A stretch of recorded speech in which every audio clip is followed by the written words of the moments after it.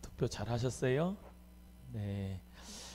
정말로 하나님께서 은혜 베풀어 주셔서 오늘도 수요 예배를 하나님 앞에 영광 돌립니다. 말씀에 큰 은혜가 또 우리 모두에게 넘치기를 간절히 바랍니다. 우리 오늘은 베드로를 향한 예수님의 약속에 대해서 이제 배우겠습니다. 이제 마태복음을 이제 들어가야 되는데 그 주변에 있는 거 지금 하고 있습니다.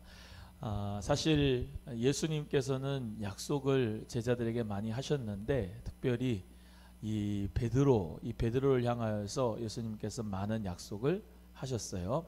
그래서 그 베드로를 향한 예수님의 약속을 배우면서 우리 모두 다 예수님의 제자도의 또 삶을 배울 수 있기를 간절히 바라고요. 오늘 본문의 말씀에 베드로를 향한 예수님의 약속 첫 번째 약속이 나타났는데 그것은 사람을 낚는 어부가 되게 하리라 라고 하는 약속을 주셨습니다. 원래 베드로의 직업은 뭐죠? 어부입니다. 어부. 어디에서 배를 타고 다니면서 고기잡이를 했을까요? 갈릴리 바다에서 했습니다.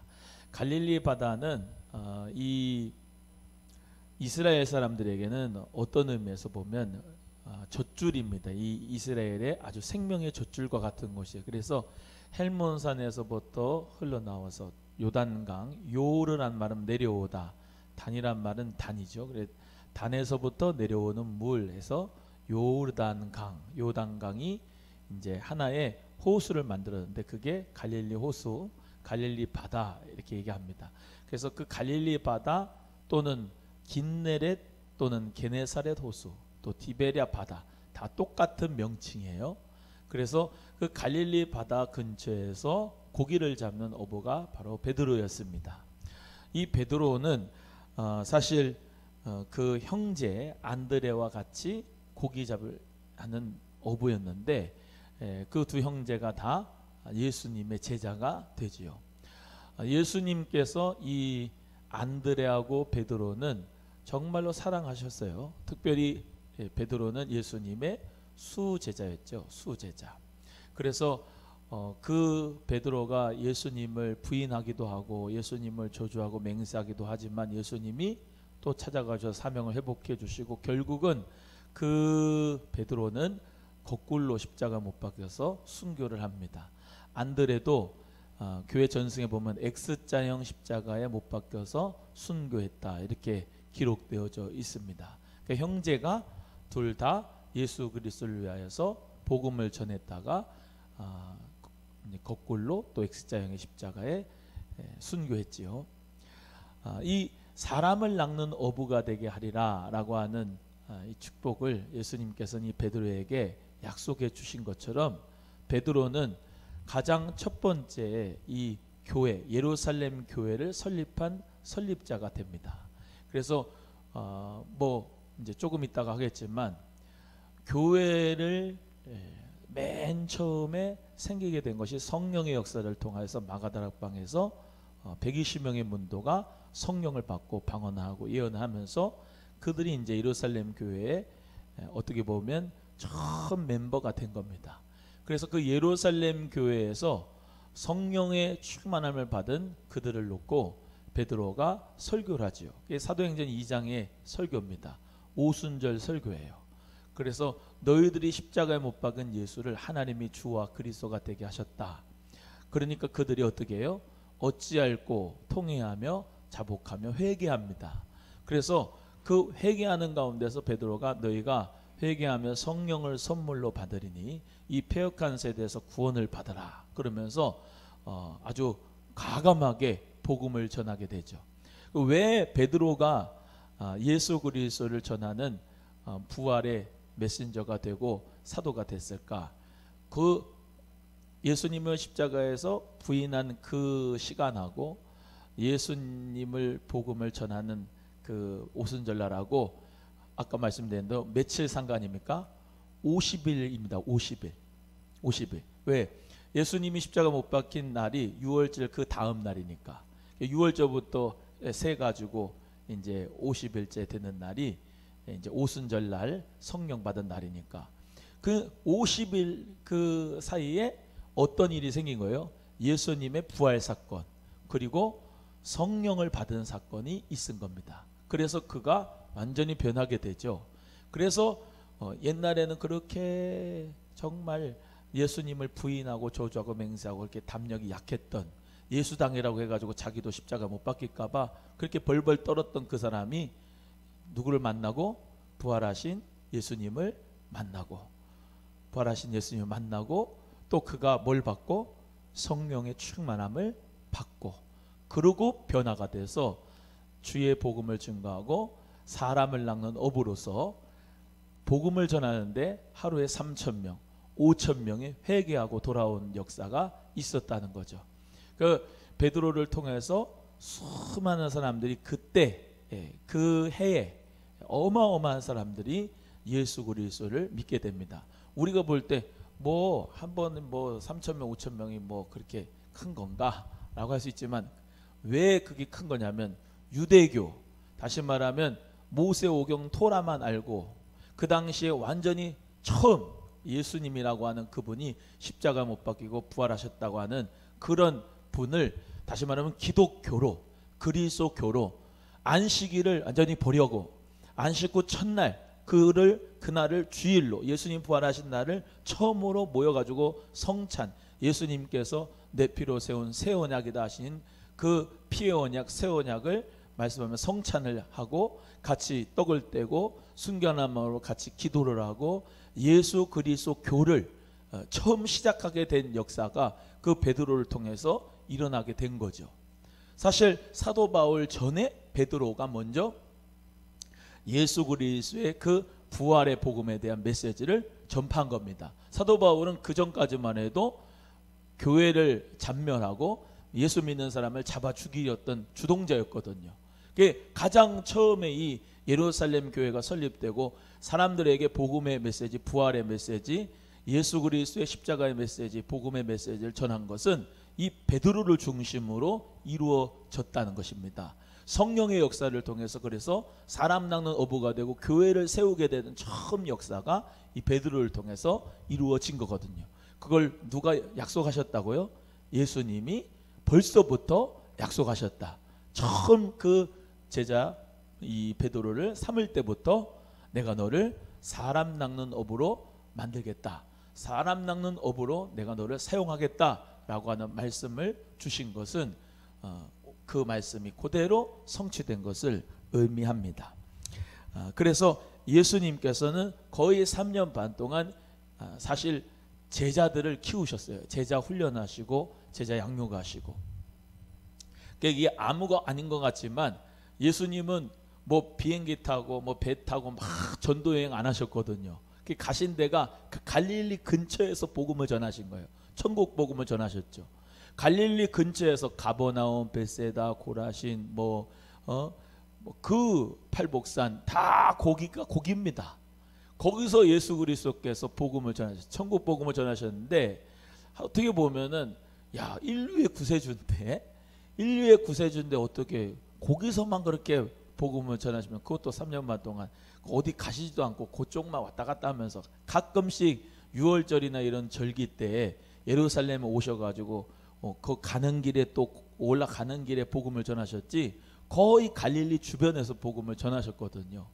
그 예수님께서 어떻게 보면은 참 답답하시다 생각할 수 있는데, 예수님은 12명의 제자를 훈련시키고 그 12제자를 통해서 놀라운 하나님의 복음을, 천국의 복음을 그 제자들을 훈련시킴으로 말미암아 역사가 일어난 겁니다. 물론 12제자도 있고 그 뒤에 70인의 제자도 있고 500의 형제도 있고 물론 많이 있었지만은 예수님께서 정말로 특별 과외식으로 훈련한 것은 12명의 제자 이들이었던 거죠. 물론 그 안에 가룟 유다도 있고 했지만은 예수님께서는 온 힘을 제자 훈련에 쏟으셨어요. 그래서 하나님 나라 복음을 전하실 때 대부분 그 천국의 비유를 말씀하시면서 누구에게 해석을 많이 해주셨냐? 따로 불러서 제자들에게 야, 씨 뿌리는 비유를 말씀하면서 길가밭은 이런 밭이고 돌짝밭은 이런 밭이고 옥토밭은 이런 밭이고 이 네 가지 밭 중에 착하고 좋은 밭은 예수님께서 30배, 60배, 100배의 결실을 맺으라 하면서 그 천국의 비유도 설명한 것도 그 제자들에게 말씀하시고 생활을 같이 하셨죠. 삶을 같이 하시고 그러면서 말씀을 전하시고 복음을 전하시면서 예수님은 그 제자를 세워감으로 교회를 세워가는 역사가 일어나게 된 줄로 믿습니다. 그래서 그 사람이 바로 교회이죠. 예수 그리스도를 믿는 저 여러분 자체가 교회고 사람입니다. 그래서 지금도 우리는 뭡니까? 사람을 낚는 어부로서의 삶을 살아가는 겁니다. 사람은 온 천하보다도 귀한 생명입니다. 지금도 예수님이 아직 재림하지 않는 이유는 얼른 사람을 낚으라고, 할렐루야, 얼른 복음을 전해서 한 사람이라도 예수 그리스도를 믿게 하라고 우리를 교회로 삼으셔서 이 소망교회에 세우신 줄로 믿습니다. 그래서 아직까지도 많이 믿지 않는 사람들에게 사람을 낚는 어부로서의 삶을 우리 모두 다 살아가기를 간절히 바랍니다. 두 번째는 마태복음 16장으로 가겠습니다. 마태복음 16장 13절에서부터 20절 말씀까지 보겠습니다. 베드로를 향한 예수님의 약속 지금 하고 있습니다. 마태복음 16장 13절에서 20절입니다. 시작.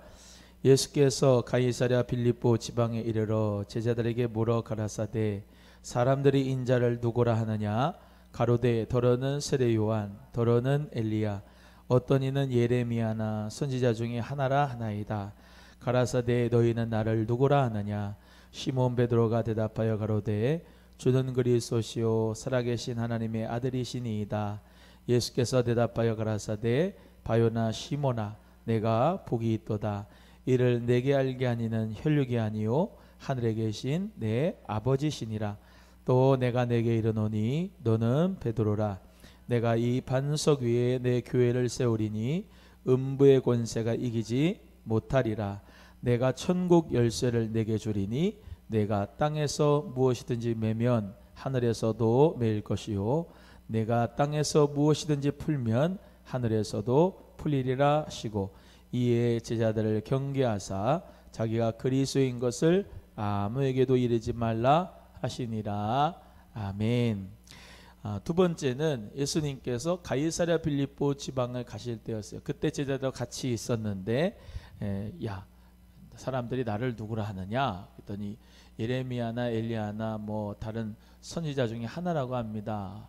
너희들은 나를 누구라 하느냐. 그때 베드로가 예수님 앞에 주는 그리스도시요 살아계신 하나님의 아들입니다. 이렇게 고백을 했습니다. 그 주는 그리스도시요 살아계신 하나님의 아들입니다 라고 고백한 이 표현은 정말로 중요한 표현입니다. 그때까지 베드로가 처음으로 주는 그리스도시요 살아계신 하나님의 아들입니다 이렇게 고백을 한 거거든요. 그래서 예수님께서 뭐라고 말씀합니까? 이건 너가 아는 것은 혈육이 알게 한 게 아니다. 이거는 하나님 아버지께서 너에게 알게 한 것이다. 이렇게 예수님께서 말씀하면서 참 바요나 시몬 네가 복이 있다 이렇게 말씀하셨어요. 그래서 복을 주신 겁니다. 사실 뭐가 복이냐? 주는 그리스도시요 살아계신 하나님의 아들입니다 이렇게 고백한 이 고백이 뭐예요? 베드로만 복이 있는 게 아니라 저와 여러분도 복이 있는 고백인 줄로 믿습니다. 그래서 성령님께서 아니하고는 우리가 예수를 주라 시인할 수가 없어요. 예수님을 나의 그리스도라고 나의 구세주라고 고백하게 된 것은 성령님의 역사이고 하나님 아버지께서 알게 하셨기 때문에 그렇게 고백한 줄로 믿습니다. 제가 성지순례 2017년도에 갔었는데 그때 가이사랴 빌립보에 갔을 때가 있어요. 가이사랴 빌립보가 저번에 한번 말씀드렸다시피 이 가이사랴라고 하는 말은 시저 황제란 얘기고 빌립보는 그 당시에 헤롯 빌립보가 그 당시에 거기를 행정구역을 하고 있었거든요.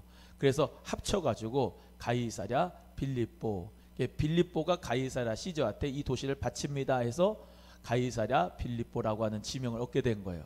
근데 그 가이사랴 빌립보 가면은 큰 산들이 있습니다.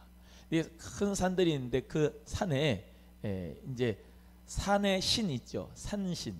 우리는 산신당 해가지고 산에 가서 막 이렇게 성황당 놓고 돌탑 이렇게 놓고 그러면서 산신에게 경배하고 이렇게 우상 숭배하잖아요. 거기도 판신이라고 하는 게 있어요. 판신.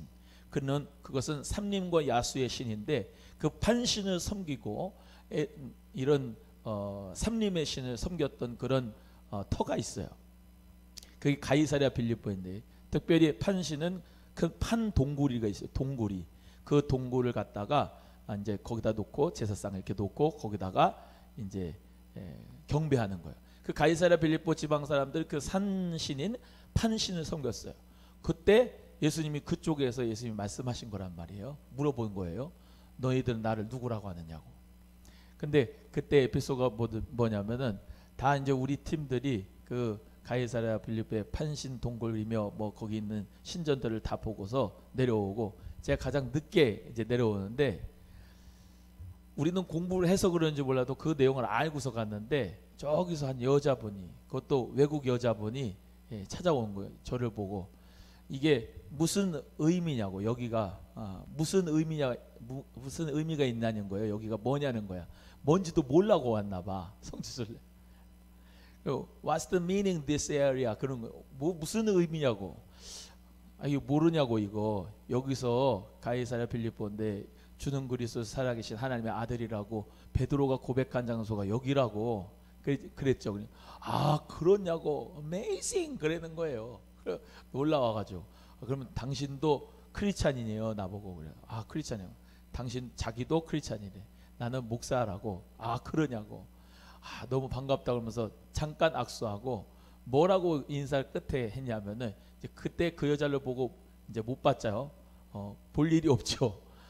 See you in heaven 그래요. 천국에서 만나자고. 참 그 주는 그리스도시요 살아계신 하나님의 아들입니다라고 하는 그 고백을 통해서 전 세계 크리스찬은 하나가 되죠. 그래서 우리 모두나 담대하게 외칠 수 있습니다. See you in heaven. 천국에서 만납시다. 할렐루야. 그래서 아마 천국 가면 그녀를 만나게 되겠죠. 왜? 본인도 주는 그리스도시요 살아계신 하나님하고 예수님 그렇게 믿었고 나도 그렇게 믿으니까 말이죠.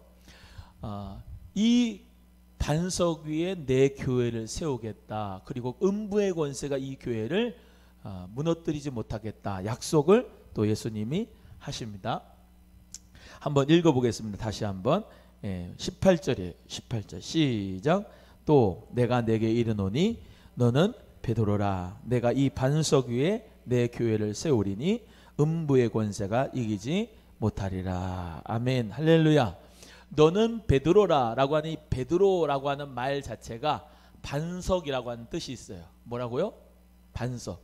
이 대복은 큰 복이라고 하는 뜻이 있는 것처럼 베드로라고 하는 그 말은 다시 말하면 반석이라는 뜻이에요. 영어로는 베드로를 피터 이렇게 얘기합니다. 피터. 아람어로는 게바 이렇게 게바. 베드로라고 하는 말은 한국말이죠. 베드로. 원래 피터였는데 그거를 음가로 한국어로 쓴 거예요. 베드로 이렇게. 이런 식이에요. 프랑스를 불란서라고 얘기하잖아요. 프랑스인데 거기다가 한자를 찾은 거예요. 불란서. 그래가지고 아무 뜻도 없는 불란서 그렇게 하는 거예요. 그리스도교도 아무 뜻이 없어요. 거기는. 그 그리스도교를 갖다가 기독교라고 하는 게 터기, 살필 가르치고 뭘 기초해가지고 살펴요. 말이 안 되는데 거기 그리스도교를 갖다가 한자로 찾으니까 기독교 하는 거예요. 이해가 되세요? 그래서 그런 식으로 이제 베드로는 한국말인데 원래 뜻은 뭐다? 반석이다. 그러니까 예수님께서 베드로 너 위에 내가 이 교회를 세우겠다는 말이 아니고 네가 고백한 그 신앙 고백, 주는 그리스도시요 살아계신 하나님의 아들입니다라고 하는 그 신앙 고백 위에 내 교회를 세우겠다 이렇게 약속하신 거죠. 예수님이 처음으로 교회라고 하는 에클레시아라고 하는 단어를 여기서 처음 쓰셨어요. 교회라고 하는 단어. 예수님의 꿈이 뭡니까? 예수님의 꿈은 하나님의 나라가 이 땅 가운데 오는 거예요. 하나님의 나라가 어떻게 오죠? 교회를 통해 온다는 거예요. 그래서 예수님이 떠나가시고 누굴 보내주신 거예요? 보혜사 성령님을 보내주신 거죠. 보혜사 성령을 통해서 이제 아브라함을 통해서 유대교회가 돼가지고 선택받은 이스라엘 사람들만 참 이스라엘이 아니고, 로마서 2장 29절의 말씀대로 표면적 유대인이 아니고 이면적 유대인이 유대인입니다. 어떤 이면적 유대인이냐? 성령으로 할례 받은 사람이 참 이스라엘이고 참 유대인인 거예요. 이해되시면 아멘. 그래서 성령을 받은 누구는 다 교회가 되는 겁니다. 유대인이 아니어도 성령을 받으면 뭐가 돼요? 교회가 돼요.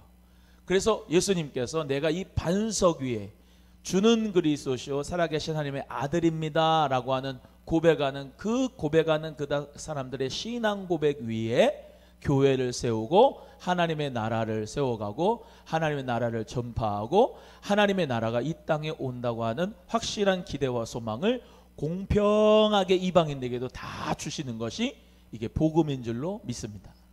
그래서 이 교회라고 하는 이 꿈을 예수님이 가지고 계셨어요. 그렇기 때문에 교회 밖에는 구원이 없습니다.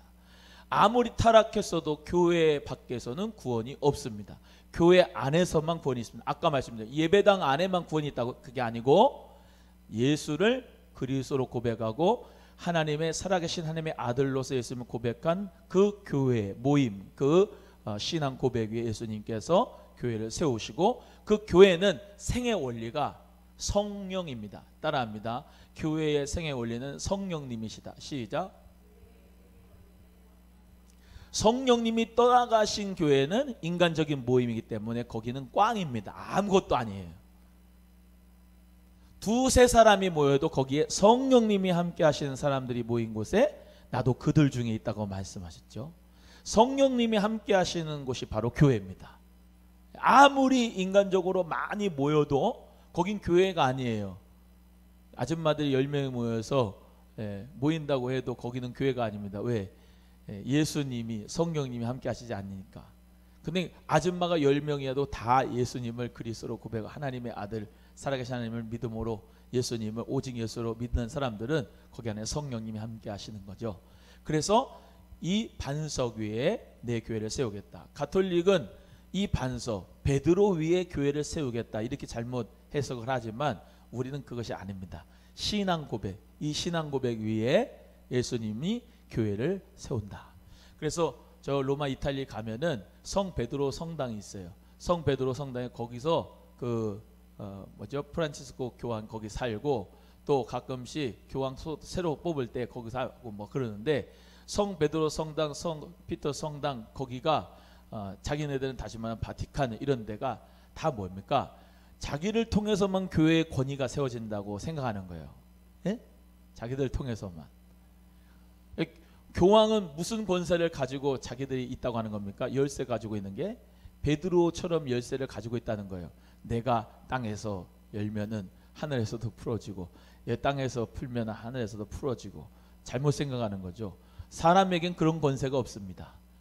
그런 권세가 없어요. 오늘 말씀하신 대로 만약에 베드로에게 우리 예수님께서 약속하셔서 땅에서 매면 하늘에서 매고 땅에서 풀면 하늘에서 풀어진다, 이 약속은 우리 주님께서 천국 열쇠를 주신다고 하는 것은 그에게 교회를 뭐 닫고 열고 하는 권세를 준 게 아니고, 우리 예수님께서 주는 그리스도시요 살아계신 하나님의 아들이라고 하는 그 고백을 주신 그 축복 가운데 그것이 천국의 열쇠가 되는 것이 교회가. 할렐루야. 아멘. 예. 그러니까 사람에게 그런 열쇠 주고 사람에게 그 약속을 줘가지고 사람이 권리를 발생하는 게 아니고, 주셨다고 한다면 예수님께서는 그 사도의 권위를 주심으로 말미암아 그걸 섬기라고 주신 거지, 그걸 내가 권위로 쓰라고 주신 것은 절대로 아니거든요. 누구도 예수님 다음에 어떤 권세도 예수님을 대신하는 권세는 없는 거예요. 그래서 교회들마다 담임 목사가 작은 교황이 되면 안 되고, 가톨릭 성단들마다 책임을 맡고 있는 그런 사제나 신부들이 자기의 권력을 가지고 남용하는 것이 절대로 그런 것이 되는 것이 아니라, 예수님만이 교회의 머리가 되세요. 예수님만이 머리가 되시고 우린 다 그의 유기체입니다. 제가 임직자 교육할 때도 같이 말씀드렸는데 보세요. 로봇은 조직체고 유기체는 사람의 몸과 같습니다. 로봇은 팔이 잘려도 하나도 안 아픕니다. 다리가 잘려도 하나도 안, 목이 잘려도 안 아프고. 왜? 그건 조직체잖아요. 기계적인 거예요. 그렇지만 교회는 몸과 같습니다. 유기체입니다. 이쪽 팔이 잘리면은 다 아픕니다. 몸이 다 아파요. 목이 잘리면 몸이 다 살 수가 없어. 여기 손가락만 아파도, 제가 옛날에 치통이 너무 아파요. 치통이 아프면 몸 전체가 다 아파. 뭔 말입니까? 우린 모두 다 유기체이기 때문에 서로 함께 울고 함께 웃는 공동체고, 서로 약한 지체들을 강한 지체가 도와줄 수 있는 것이 바로 그게 교회입니다. 아멘. 가장 약한 부분을 땜빵할 수 있는 부분이 그런 유기체란 말이에요. 아까 로봇 같은 조직체는 너는 너고 나는 나고, 너는 팔이고 너는 다리고 너는 눈이고 네 알아서 해, 너 살아, 다 끊어줘도 아무런 고통도 아픔도 느끼지 못하는 거예요. 근데 뭡니까? 유기체는 그렇지 않아요. 하나가 영광을 받으면, 손이 뭐 예를 들면 우리 모두가 다 달리기를 열심히 잘해가지고 1등을 했습니다. 그러면 이야 너 발 잘했다, 이대복 발 잘했다 그러면서 축하해 줍니까? 아니면 이대복을 축하해 줍니까? 몸을 그 사람을 이해되시면 아멘. 우리 모두는 다 그 예수님의 유기체이기 때문에, 몸이기 때문에, 예수님은 머리로 하고 하는 유기체이기 때문에 우리는 그리스도 안에서 서로 사랑하고 서로 인자하게 여기고 서로 불쌍히 여기고 서로 세워져 가고, 약하면 그곳이, 그렇잖아요. 다리가 아프면 요즘에 우리 사랑하는 아들 은석이가 아파가지고 이제 이렇게 지올리고 다니는데, 강한 부분이 그 부분을 도와주는 거죠. 사랑하는 우리 귀한 소망의 식구들 모두가 다 교회의 아픔, 그 어떤 내 지체의 아픔을 보거든 함께 아파할 수 있고, 그 지체가 기뻐하면 함께 기뻐할 수 있고, 할렐루야. 그런 교회가 될 수 있기를 주님의 이름으로 간절히 소원합니다. 그래서 이 교회를 예수님께서는 세워가고 축복하셨다. 천국 열쇠를 주고, 또 깊은 데서 고기를 잡아라. 누가복음 5장 4절로 갑니다.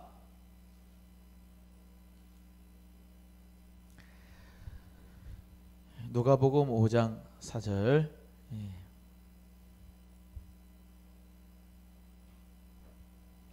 96페이지 읽어봅니다. 시작. 말씀을 마치시고 시몬에게 이르되 깊은 데로 가서 그물을 내려 고기를 잡으라. 예수님께서 깊은 데로 가서 그물을 내려 고기를 잡으라 이렇게 말씀하셨는데, 밤이 맞도록 새벽 다 되도록 고기를 못 잡았죠. 엊그저께 저는 그 잘 봅니다. 13번에 보면은 EBS에 그 성지순례도 나오고 세계문화 기행도 나오고, 그런데 이스라엘에 대해서 나온 게 있는데 갈릴리 나온 게 있었어요. 근데 지금도 갈릴리에 고기잡이들이 있거든요. 어부들이 있는데 몇 시에 나가냐? 우리가 생각할 때는 새벽에 나갈 것 같죠. 왜 우리나라 사람들은 새벽에 나가가지고 고기 잡잖아요. 아닌가? 그러잖아요. 이분들은 밤에 가더라고. 저녁에 껌껌해질 때 저녁 한 7시 8시 이때 가더라고. 그래가지고 밤새도록 잡더라고요. 밤새도록. 근데 밤이 새도록 그물을 던졌는데 잡은 게 없어요. 베드로가. 예수님께서 깊은 데로 가서 그물을 내려라 했을 때 밤이 새도록 잡은 것이 없지만은 뭐를 의지하여? 말씀에 의지하여 내가 그물을 내리리이다 해서 그물을 내렸더니 배가 잠길 정도로 예수님께서 고기를 많이 주셨죠. 그렇게 깊은 데로 가서 고기를 잡아라 이 말씀하시듯이 예수님께서는요 시청각을 통해서 우리에게 말씀합니다. 예수님은 그냥 영의 구원을 그냥 영적으로는 그냥 추상적으로 믿어 그게 아니고, 어부에게는 고기를 못 잡으면 고기를 잡게 해서 사람 낚는 어부라가 되게 하신다는 그 의미를 가르쳐 주시고, 바디메오 소경은 그 소경의 눈을 뜨게 해서 예수님은 내가 너의 빛이다 라고 하는 것을 가르쳐 주시고,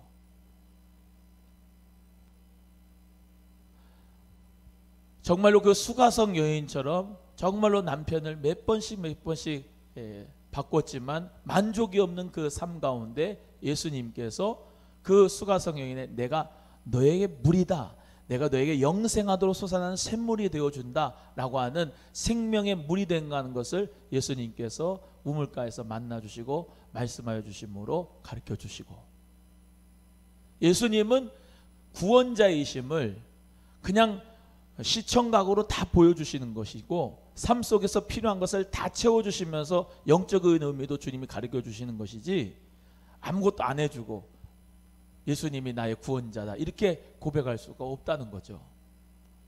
저는 자는 걷게 하고 눈먼 자는 보게 하고 가난한 자는 천국의 복음을 전파하면서 예수님께서 부족한 부분은 다 채워주면서 예수님은 구원자이심을 가르쳐 주셨습니다. 우리 모두에게 어떤 필요도 주여 나는 괜찮습니다, 그냥 내 영혼의 구세주만 되어주십시오, 이게 아니라 전인적인 구원자 예수, 아멘. 예, 전인적인 구원의 예수, 그 예수님을 우리 모두 다 믿을 수 있기를 간절히 바랍니다. 고기 못 잡은 자에게 깊은 데로 가서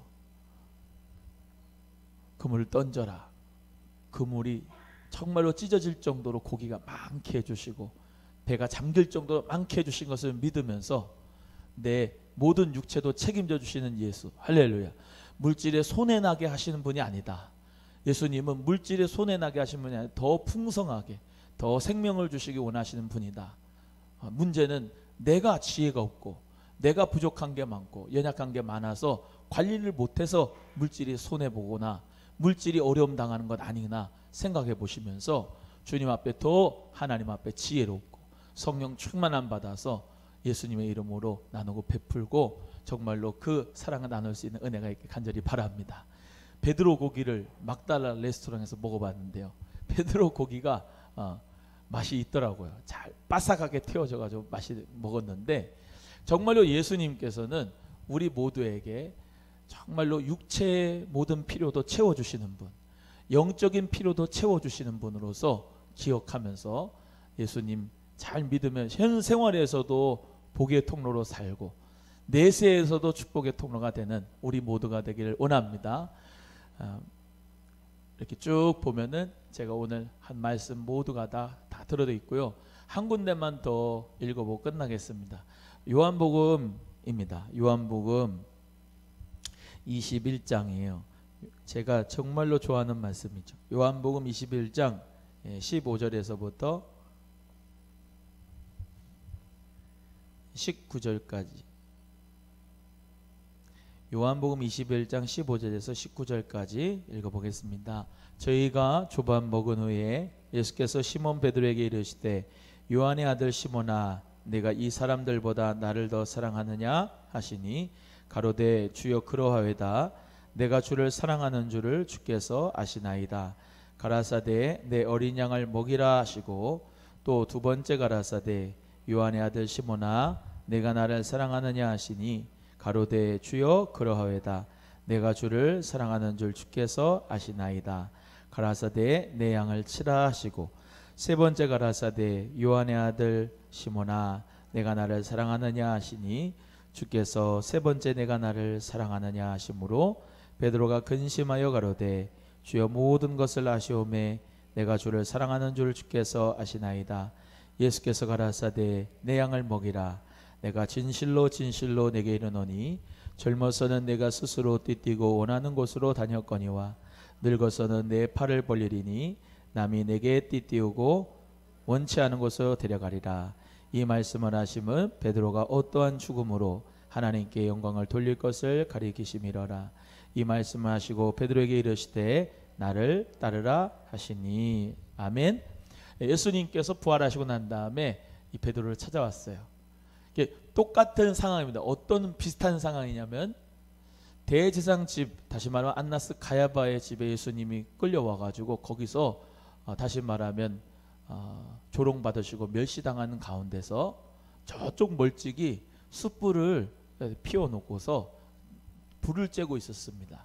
근데 어떤 한 비자가 너도 예수당이지? 너 예수 쫓아다녔지? 원첨에 부인하죠.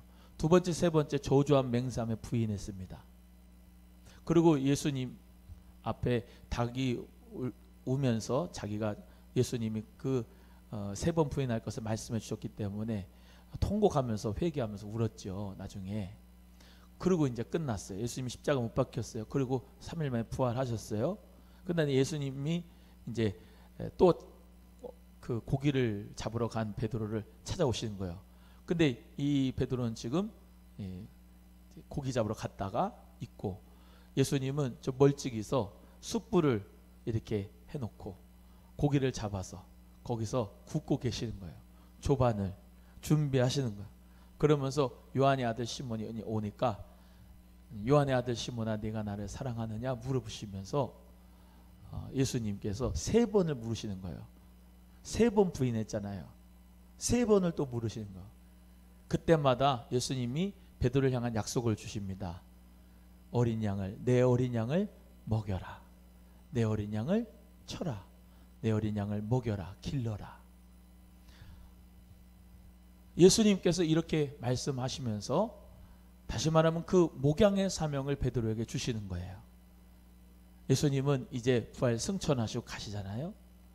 남겨져 있는 그 어린 양들을 맡기시면서 먹일 것을, 말씀으로 먹일 것을, 기를 것을, 훈련시킬 것을, 지도하고 가르칠 것을, 기를 것을, 관리할 것을 다 맡겨주시는 모습이 오늘 본문 말씀 요한복음 20장에 나와요. 그리고 무슨 말씀이 또 나오냐면 네가 스스로 띠뛰고 원했을 때, 그렇게 다녔다. 젊었을 때는 네가 원하는 대로 띠를 띠고서 원하는 대로 막 달렸다 이 말이에요. 근데 너 나중에는 늙어서는 네 팔을 벌릴 것이다. 그리고 너가 남이 내게 띠띠우고 원치 않은 것을 되게 하래. 이건 무슨 말이냐? 팔을 벌리고 네가 원하지 않는 것으로 묶는다는 얘기는 순교할 것을, 어떠한 죽음으로 될 것을 예수님께서 가르쳐 주신 것이다. 그래서 마지막 결국은 정말로 예수님을 맨 처음에 만났을 때만 들고 뛰는 야생마처럼 막 그러다가 나중에는 이 부활하신 예수님 만나고 성령 받고는 성령의 지배를 받아가지고 주님 앞에 거꾸로 순교하는 순교의 사람이 된 거죠. 여러분, 우리도 마찬가지입니다. 예수님 맨 처음에 믿고 미성숙했을 때는 막 내가 날뛰어요. 막 내 마음대로 막 내가 원하는 것으로 내가 띠뛰고 그냥 막 돌아다닙니다. 근데 성령님이 지배를 해주시고 성숙한 믿음으로 성령님이 나를 완전히 붙잡으실 때, 제가 저번 주일날 말씀드린 것처럼 내 팔을 벌리는, 십자가에서 나는 완전히 죽었어요. 내 뜻대로 하는 게 아니고 이제 주님의 뜻대로 하세요. 그리고 완전히 맡기는 거예요. 성령님이 나의 이 띠를 잡아가지고 성령님이 원하시는 대로 나를 끌어가시는 대로 우리 모두 다 순종하는 것이 성숙한 믿음의 생활입니다. 이렇게 되기까지 예수님께서 이 베드로를 약속해 주시고 훈련시켜 주시고 세워 주시고 또 one more chance를 주셨던 것처럼 예수님은 우리에게 네가 나를 사랑하느냐라고 물어보십니다.